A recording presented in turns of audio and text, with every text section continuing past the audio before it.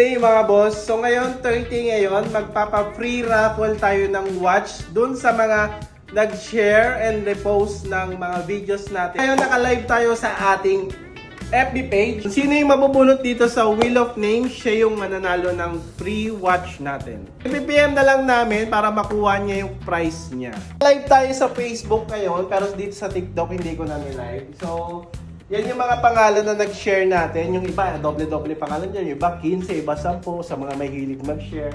So, spin na natin siya. Isang spin lang to mga boss. Mga boss, yung pag-roll namin kanina, yung Beshi Wap ko yung nanalo, kaso ayaw niya daw. Pamigay niya na lang daw yung watch sa iba.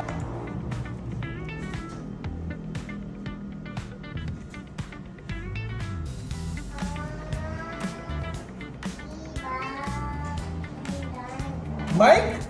Oy!